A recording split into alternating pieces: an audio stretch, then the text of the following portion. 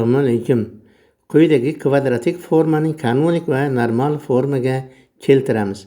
Qx barobar 3x1 kvadrat plus 4x1 ko'paytiruv x2 plus 2x1 ko'paytiruv x3 plus 2x2 ning kvadrati plus x3 ning kvadrati. Yech. Bir qancha usullarni qarab chiqamiz. Birinchisi Lagrange usuli. Lagrange usulida diagonallashtiramiz.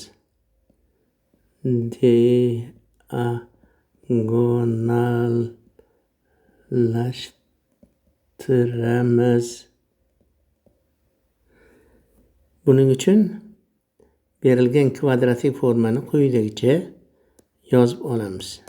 Qx teng 3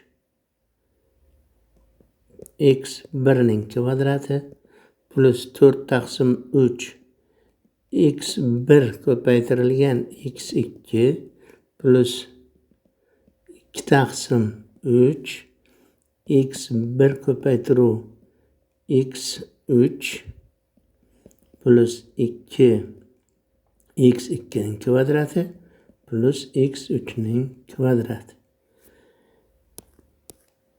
Bu teng 3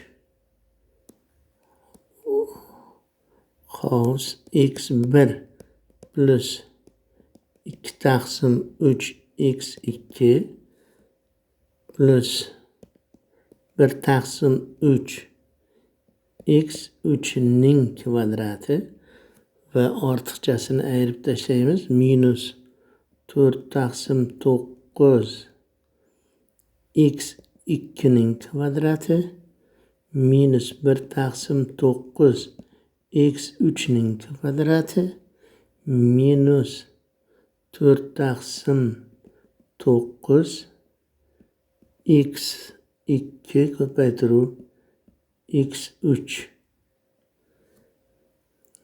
plus 2 x2 ning kvadrati plus x3 ning kvadrati. Bu teng bo'ladi 3 x1 plus 2 taqsim 3 x2 plus 1 taqsim 3 x3 ning kvadrati va bu yerda soddalashtirish ishlarini bajarsak, u holda plus 2 taqsim 3 x2 ning kvadrati minus 4 taqsim 3 x2 ko'paytiruv x3 plus 2 taqsim 3 x3 ning kvadrati. Bu teng 3 qovchida x1 plus 2 taqsim 3 x2 plus 1 taqsim 3 x3 ning kvadrati plus 2 taqsim 3 ni qovusdan tashqariga chiqarsak x2 ning kvadrati minus 2 x2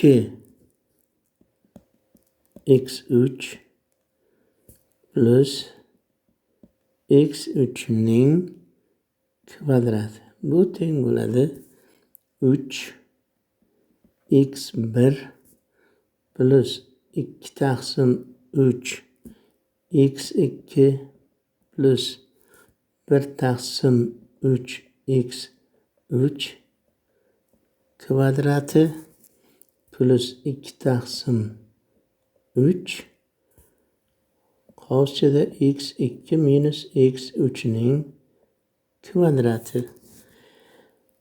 Demak, y1 teng x1 plus 2 taqsim 3 x2 plus 1 taqsim 3 x3 y2 teng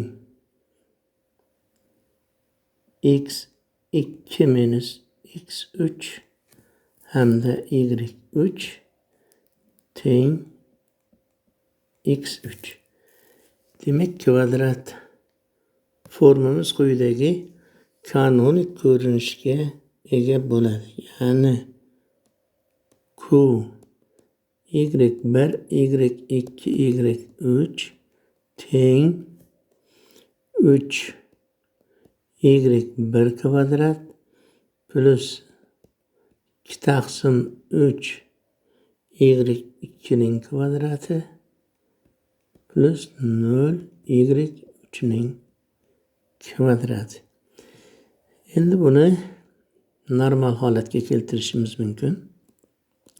z1 kvadrat ilzosida 3 y1 z2 kvadrat ilzosida 2 taqsim 3 y2 desak, u holda q barobar z1 kvadrat plus z2 kvadrat ko'rinishga keladi.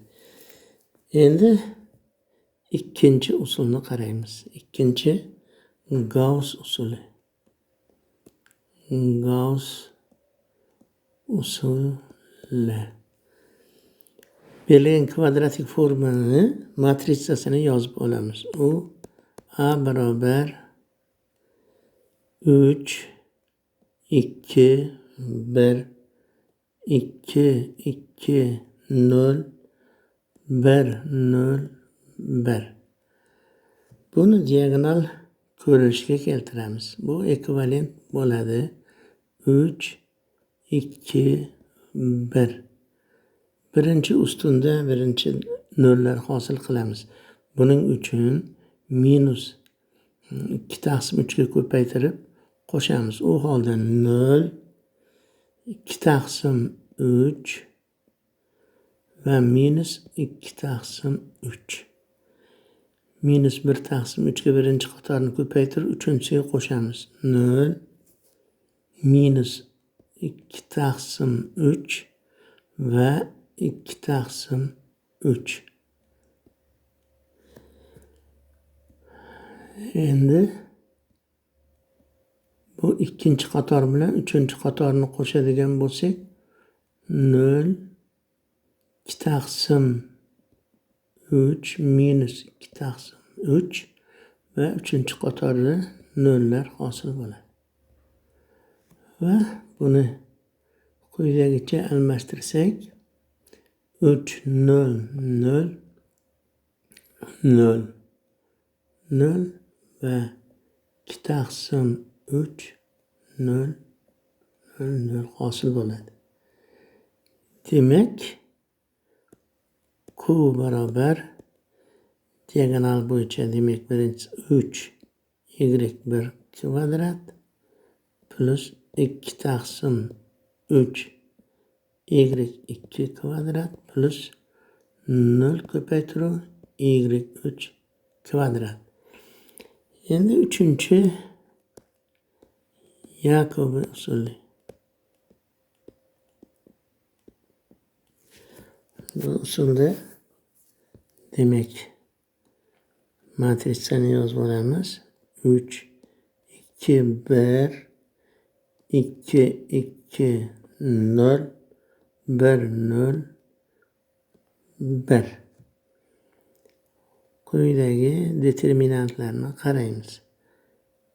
Lambda 1 determinant delta 1 bu 3 ga teng.